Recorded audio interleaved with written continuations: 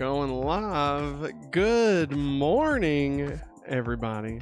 It's still morning for another 7 minutes, so I can still say good morning. How is everybody? Happy Monday. Monday of a holiday week, which will be fun, of course. This is your Movie Mornings news podcast update. We're talking about a lot of news. We got some Sonic news. We got some Superman trailer updates. We got lots of stuff.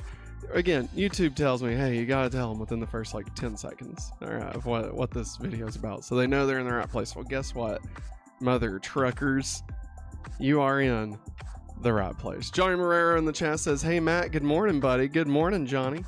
Happy holidays to you as well, and to everybody watching. Hope you all are ready to talk about some box office news. This will be our only show this week for the Movie Mornings. We will be live again tonight, playing through some more of the Power Rangers Rita's Rewind, which that will be our only live stream tonight as well. So after today, that's it. We'll be back again next week, probably. Well, I mean, we're planning on normal week next week. Of course, it's also a holiday, so you never know. See, and the thing is, it's not necessarily that it's the holiday keeping us. It's we also have the two kids here all day long, and it's a little bit harder to get everything going correctly, you know. Plus, they get thrown off. They want to stay up till 2 a.m. We're shooting craps and playing poker. You know, it's just hard. It's hard. Our two kids are 1 and 4, to be completely clear. So just so everybody knows, I'm just lying. So yeah, that's it. Let's get into it. Let's get into the news, because we're going to talk about the box office report for the weekend. Everybody, Sonic 3 dominating, which is always fun. This comes from Variety. Rebecca Rubin. We love Rebecca Rubin. We read from her a lot, and she does a great job. Rebecca, thank you. We salute you. I'm sorry, everybody. I've checked out for the year, just to be completely honest. Box office. Sonic 3 speeds to $62 million debut, while Mufasa the Lion King gets trampled. Jesus. With $35 million. That's how Mufasa dies. That's a great cut. Just so everybody knows. Sonic the Hedgehog 3 has powered to the top of box office charts, while Mufasa the Lion King is getting trampled in its first weekend of release. Paramount's third Sonic adventure has opened at number 1 with $62 million from 3,761 North American theaters. Bolstered by positive reviews and strong audience scores, the film beat initial expectations of $55 to $60 million and looks to remain a holiday hit through the new year. Sonic the Hedgehog 3 was tracking for a trilogy low start, but instead opened above the original 2020 Sonic the Hedgehog, which made $58 million in February, and just below the 2022 sequel, a series best, at $72 million in March. As we've seen this franchise's audience grow, we saw a window in the marketplace in December where we thought we could stand out, says Paramount president. We've been able to accomplish that. Sonic is going to dominate through the holidays. He's dominating. Hey, Peta, I believe I'm reading that right. Hello, Pedro, hello. And Fanimator, Sonic 3 was so good, and there's 2 post-credit scenes that introduce some new things for 2027. Yes, we watched Sonic 3 over the weekend. Go ahead and let you know, we adored it. It was fantastic. I'm not going to get into spoilers just in case anybody hasn't seen it yet, but yes, the 2 post-credit scenes, both fantastic. The second one, good, but the mid-credit scene, phenomenal. When I say I grabbed Maggie's shoulder and screamed in the theater, that is no lie. It was phenomenal. Matt Ziard in chat says, wow, Matt, doing a live Movie Mornings. Yeah, man. This started off as a live show and then stopped because it was too hard to do. But I'm off this week, so here I am. The only live show this week. I mean, we're also doing the live stream tonight. Anyway, I've already said this. Sonic 3, such a good movie. Just incredibly good. I forgot to grab the screenshot, but it said Sonic 3 has an A score on Cinema Score. That's where the audience scores it. So an A is in like, A plus, A minus, B plus, like school. And then it has a 90% on Rotten Tomatoes and a 98% audience score on Rotten Tomatoes, which means 98% of the people that go watch this movie say you should watch this movie. And I am one of those people. It is so good. It's stupid good. Like, okay, this isn't going to just turn into Matt's review of Sonic 3. It could, but I'll try and not let it happen. But there's some things about like the Sonic movies that haven't really hit for me in the past. I'm taking a sip of coffee. I've just been holding that cup next to my mouth for like 2 minutes. So like in the past, the Robotnik stuff just felt a bit flat for me. It just felt like Jim Carrey just kind of, trying to do his old shtick, and it's just not working. Not for me anyway. I know kids love it. Sonic and his friends, Tails, Knuckles, like all of that has always worked. But like the human element has always been kind of the weakest part of the Sonic movies, right? And I feel like they did a great job of balancing that in this one. Sonic 2 did a much better job of focusing just more on Sonic, except for the 20-minute romantic comedy that's shoved right into the middle of Sonic 2, just out of nowhere. That was weird. This one doesn't do that, thankfully. And I feel like they make good use of the human characters in this one. And there's a nice payoff for those of us who watch the Knuckles show.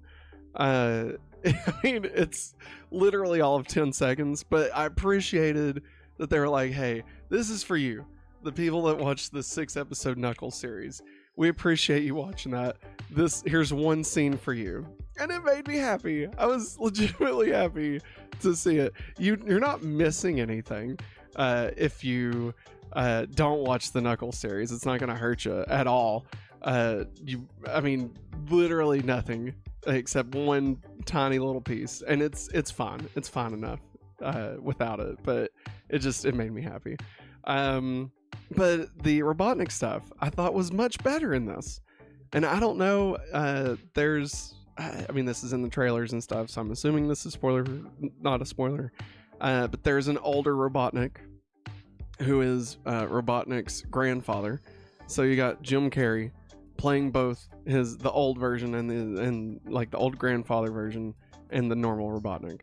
And because he's able to do both, he's able to make the older one more like angry and kind of grumpier, and like the younger one is almost more childlike. And so like it always just felt that Robotnik was kind of at odds with himself.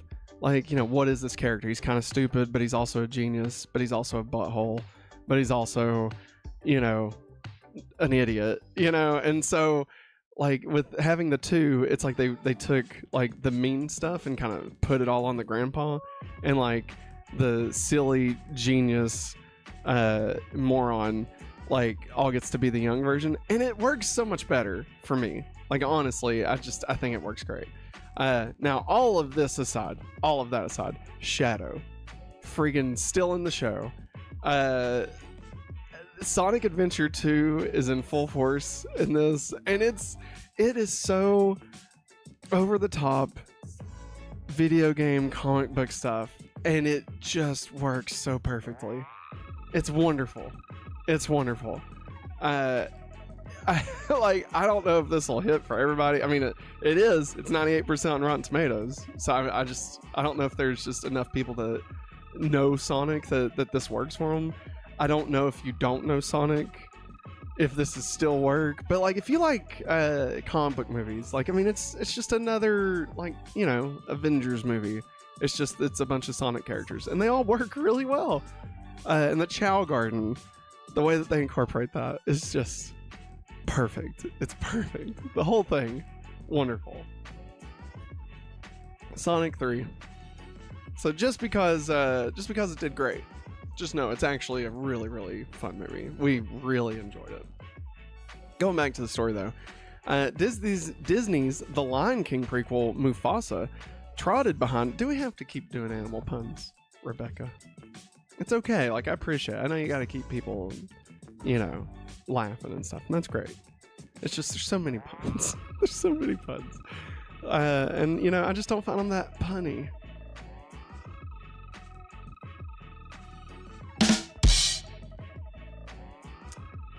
In second place with $35 million from 4,100 cinemas, falling way behind pre-release expectations of $50 million.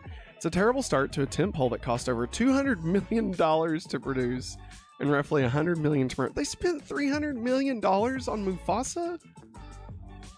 Joe Mufasa.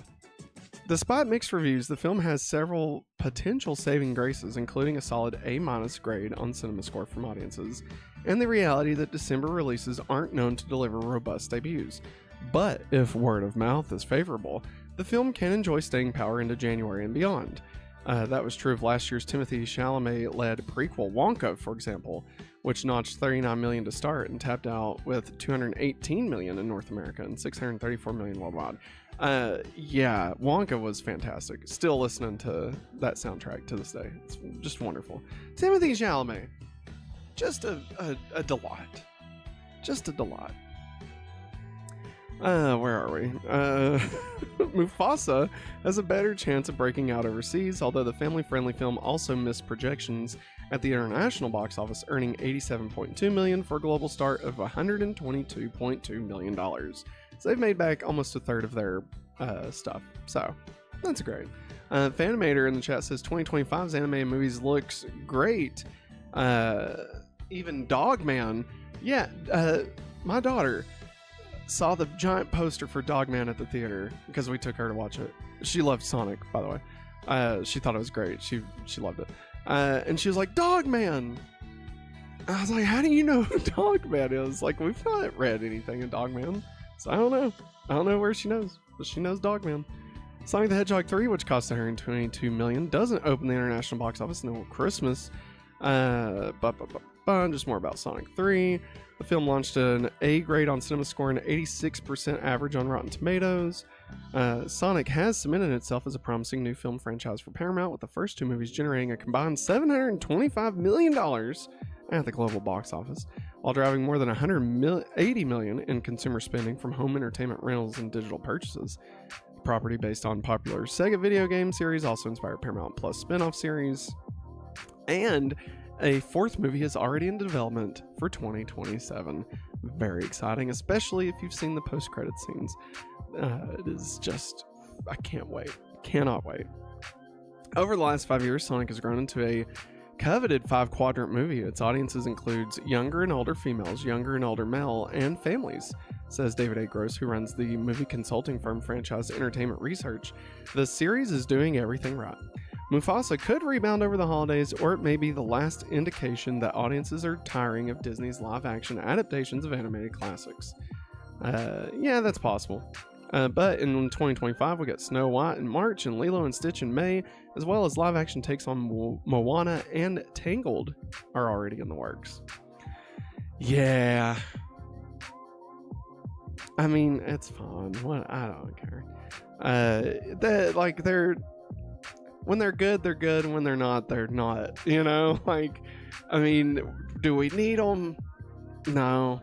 Am I mad that they exist? Not really. Like, they're fine. We can have more. It doesn't matter. Matt ZR in the chat says, puns are necessary, especially when it comes to annoying or aggravating stuff. You have to bark them up in those cases. Matt ZR. Oh my god, you crack me up. Let's see here. Lion King remake, which also garnered mixed reviews, but delivered a stunning $191 million debut over the summer and eventually generated $1.6 billion at the global box office, which was insane. That movie was not good. Audiences like the movies and family animations has shown excellent holding strength this year. The story's not finished yet. This is a prequel, and prequels start slower. Movie theater owners hope that's the case because overall domestic ticket sales, yeah, everything's down, we know, because it's not gone back up yet.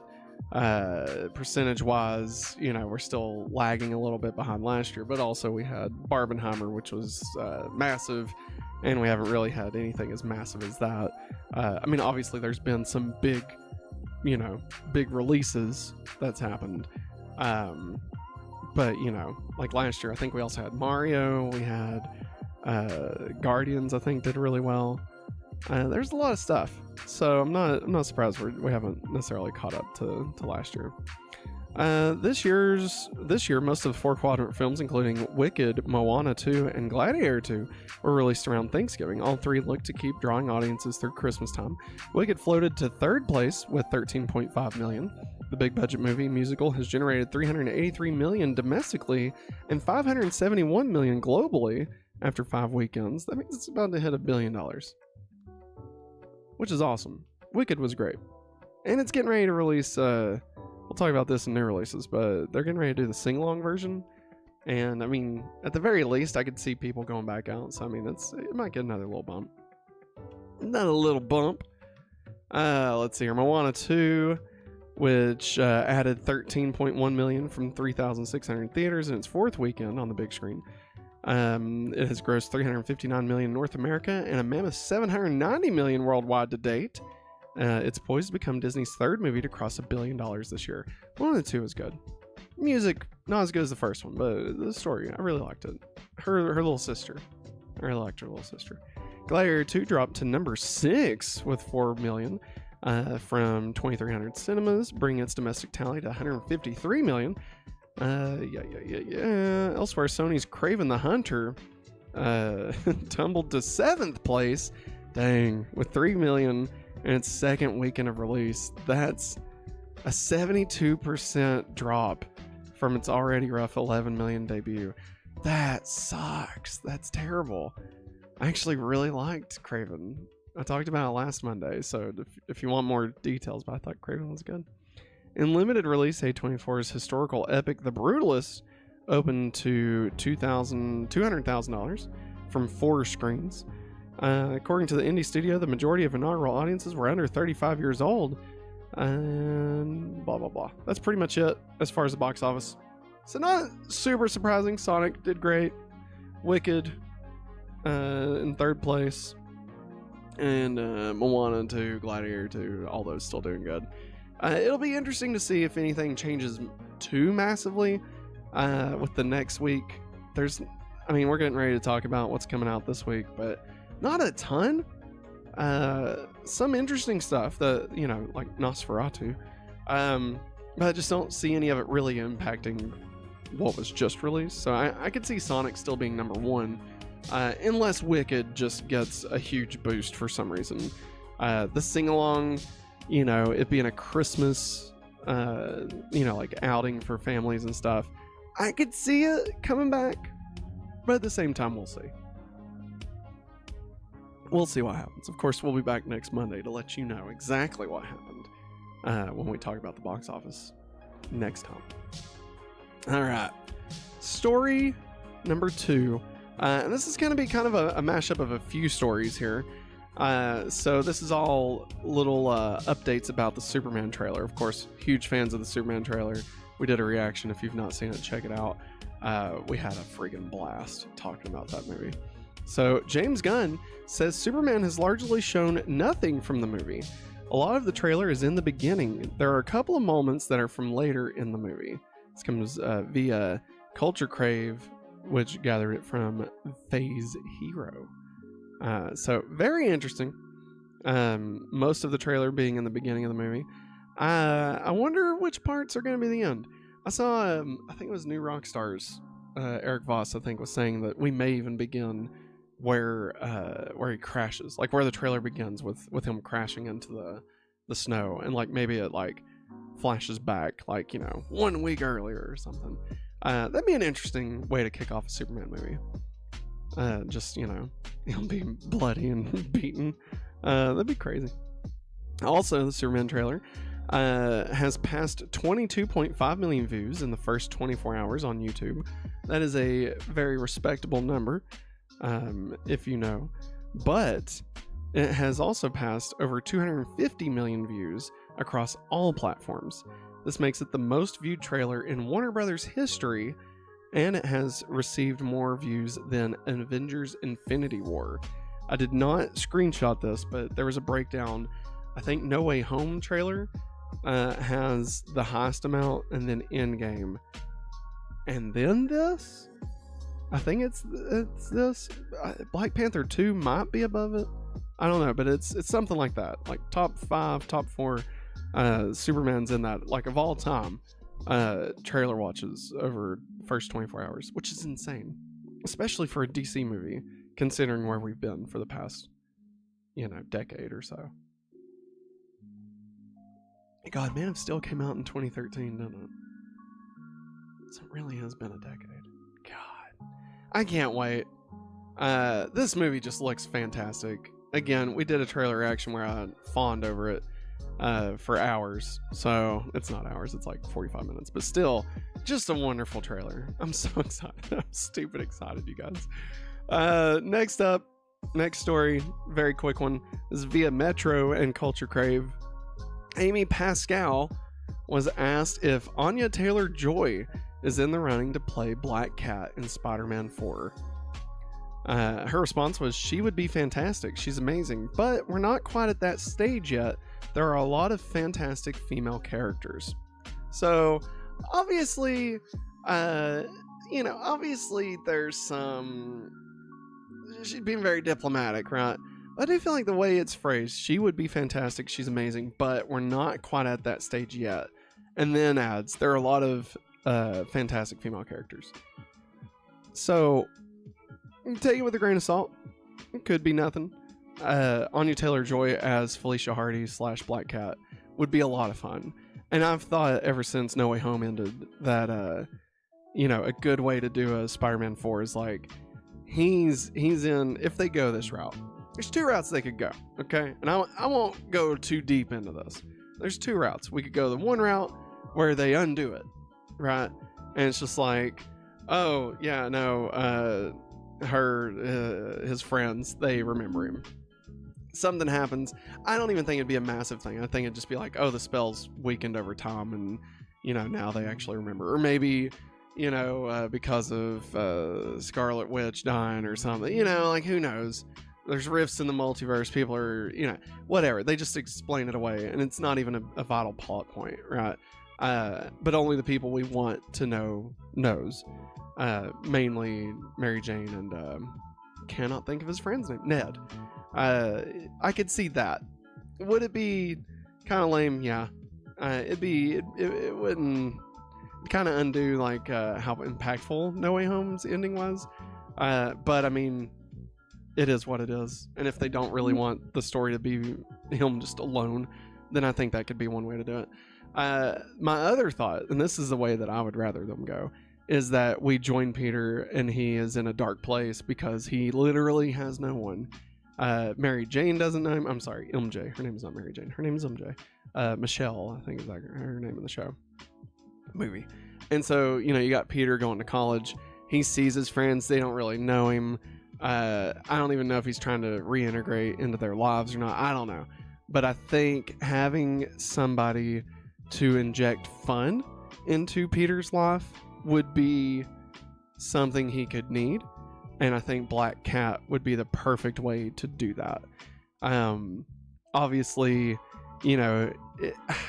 like Peter's almost like kind of angry that everything he's sacrificed, like literally his entire life he's sacrificed everyone he's ever known just to be able to be with to be able to take care of the world, to save his friends and stuff, and like nobody knows him, and so I could see it making him bitter, right? And so like if he's already in a bitter state, and then you introduce Black Cat, who is obviously flirtatious and shows him that, hey, being a superhero, or well, having superpowers, because obviously she's a thief and stuff, You could have fun. And like, he almost has to re-recognize, not that he has responsibility, great power, responsibility, not that per se, but just, it's almost like, okay, stay with me here. Do you remember the episode of Buffy when Faith first showed up? And Faith was like, hey, we're Slayers, we can do whatever we want.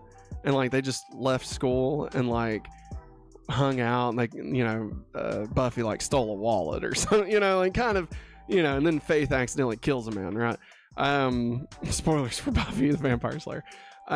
Something in that line, right? And like, Peter has this recognizing, oh crap, like, I felt I deserved this because of what I gave up, but it's not about what you deserve. It's about, it's about you doing the right thing, right? Or something to that effect. So I think a Black Cat in that storyline makes a lot of sense. I do think you don't sideline Zendaya at all, because that just makes no sense from the actress being such a big star at this point. And plus, everybody loves Tom Holland and Zendaya together. So I mean, like, I don't see them not using her at all. So like, how would that factor in?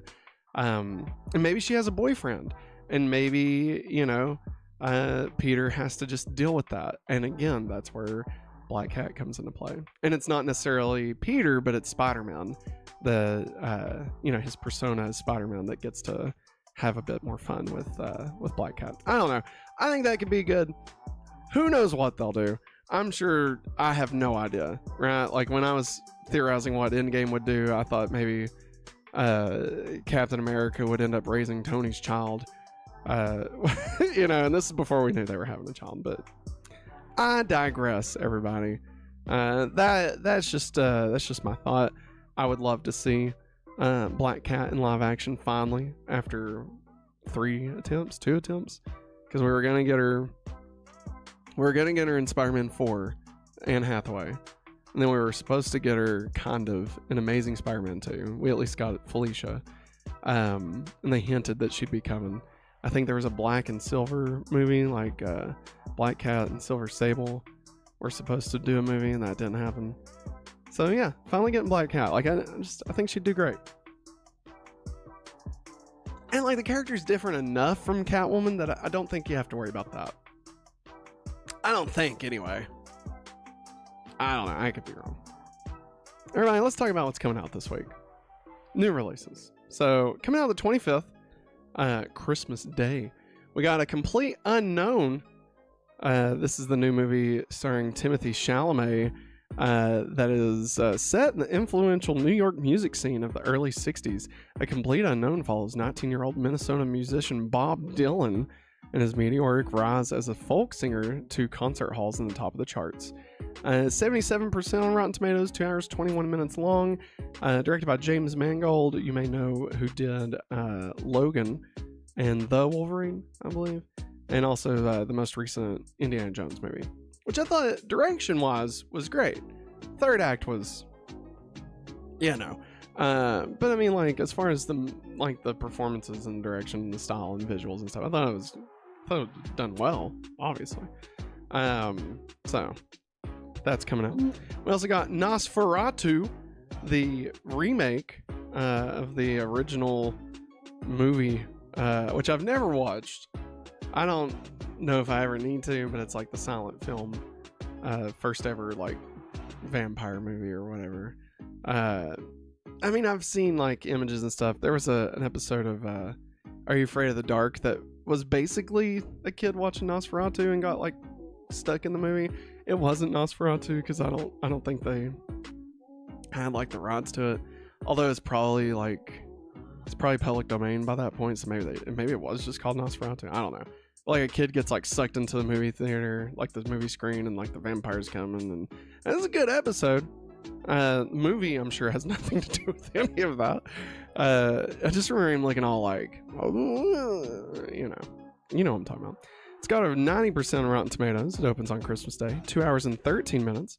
A gothic tale of obsession between a haunted young woman and the terrifying vampire infatuated with her, causing untold horror in its wake. I don't know. It might be good. I don't know if I'll run out to the theaters and watch it.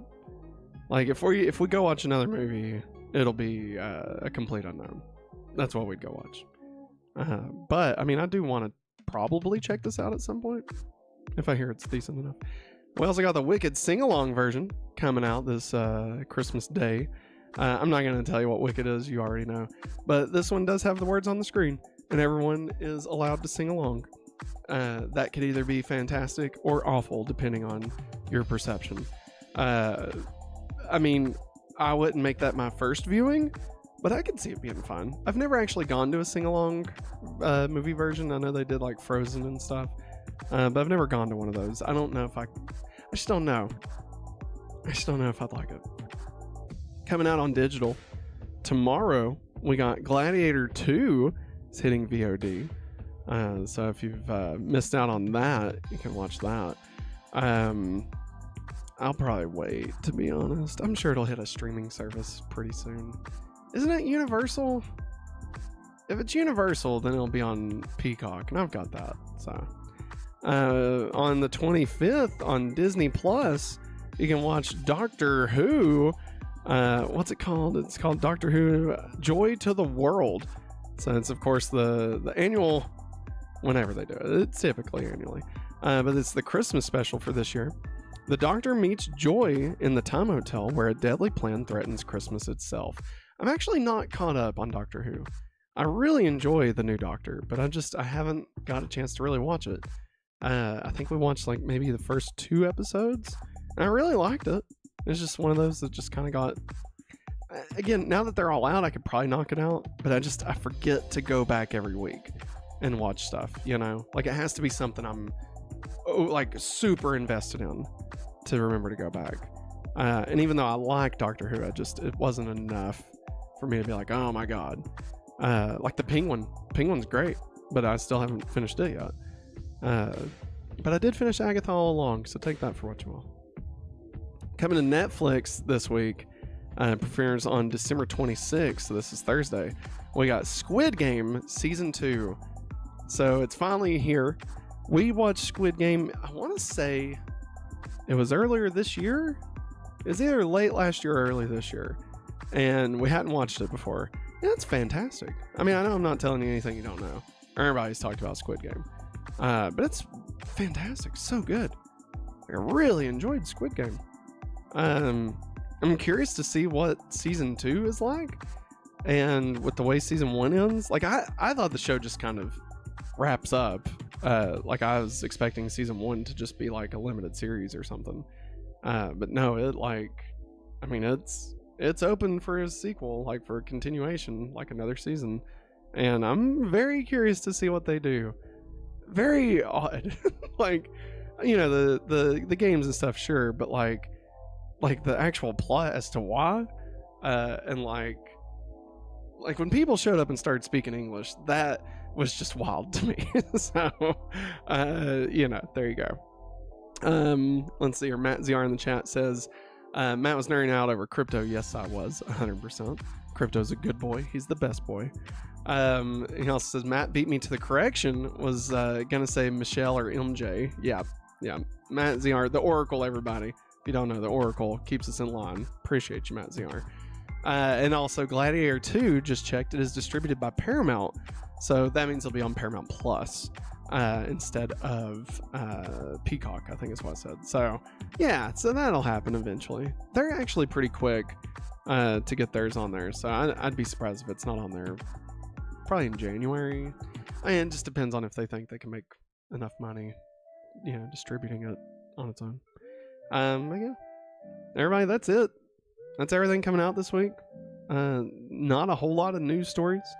Now, the plan, as I've told you earlier, is to not do any more until next Monday.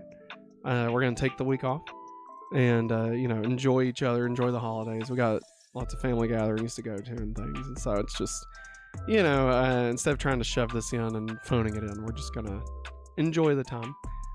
Plus, we're working on some refreshing of the channel anyway. So, you know, it'd give us time to really talk that through. figure out how we want to do that.